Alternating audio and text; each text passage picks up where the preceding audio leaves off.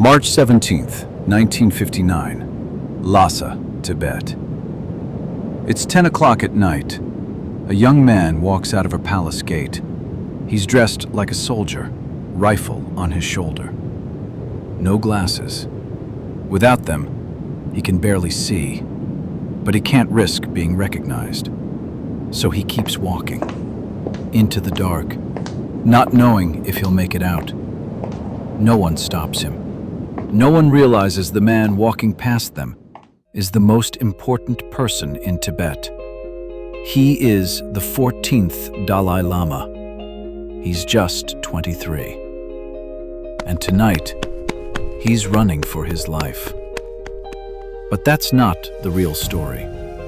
To understand what actually happened that night, you have to go back 23 years to a small mud house and a 2-year-old boy.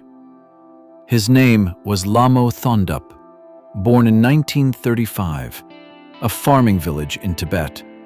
Small house, poor family. Animals living in the same rooms as people. Not exactly how you'd expect this story to begin, but that's what makes this story strange. A group of monks arrived at the door one day. They'd been traveling for months, searching.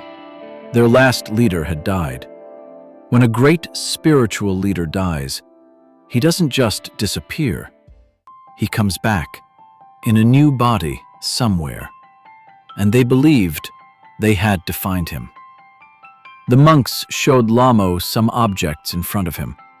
Some had belonged to the old Dalai Lama, and some had not.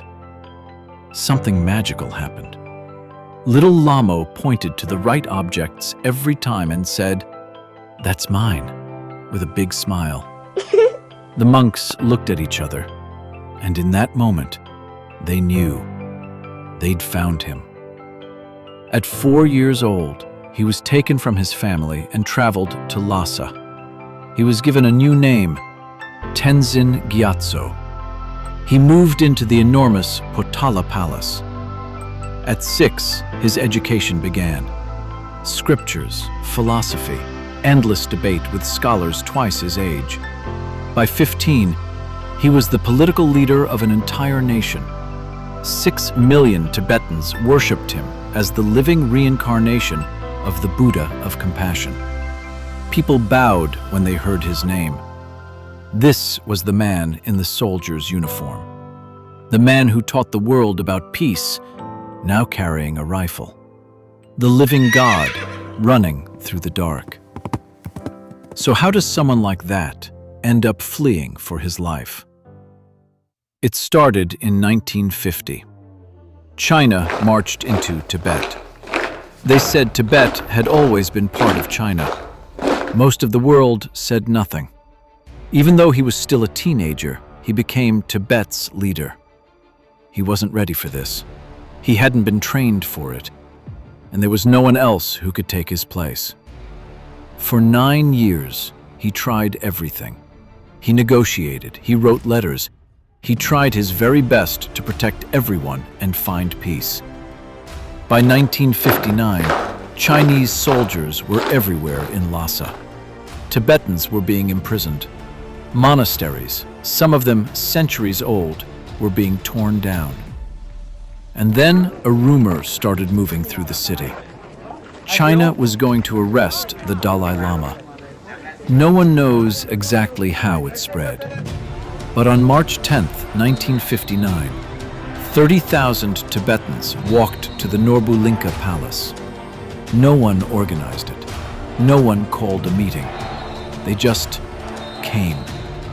They formed a circle around the palace, a human shield.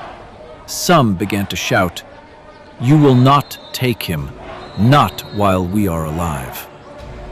Inside the palace, the Dalai Lama could hear them. He knew what it meant. If Chinese soldiers came, those 30,000 people would die because of him. He called for the state oracle. Now, the oracle was a monk, believed to enter a trance and speak messages from beyond. In the past, the answer had always been the same. Stay, negotiate, don't run. But this time, it was different. One word: go. That night, Tibetan fighters crossed the Kichu River in small boats made of yak skin. They prepared the road ahead. At 10 o'clock, the Dalai Lama changed his clothes, and the God King of Tibet walked out of his palace like a ghost. What came next were 13 days that most people have never heard about. They moved only at night, because on the open Tibetan plateau, there are no trees, no cover, no shadows. During the day, you can be seen for miles. So they hid when the sun came up and moved when it went down. The passes they crossed were some of the highest in the world. At one point, a Chinese military aircraft flew directly overhead. The Dalai Lama later wrote that in that moment, he was certain it was over. The plane flew on. He kept moving. He settled in a small hill town in northern India called Dharamshala. No palace, just a simple building. He built a government in exile, far from home.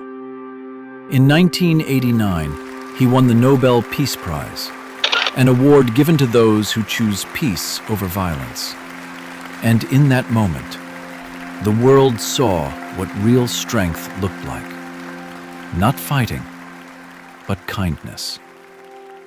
The Dalai Lama lost his palace, his country, the only home he'd ever known. And still, he wasn't broken. He wasn't bitter. He was still smiling. Because somewhere in those 13 days, he understood something. You don't have to be the Dalai Lama to make the world better. Every time you help someone, every time you show kindness, you change something. Maybe not the whole world, but someone's world. And that matters. Today, he still teaches something simple. My religion is very simple. My religion is kindness. And it's something you can practice right now. Because the truth is, we're all connected. When you help someone else, you help something in yourself too. If this story stayed with you, share it with one person who needs to hear it. If you're not following the Imaginarium, you might miss the next story. But if you are, you're growing every single day.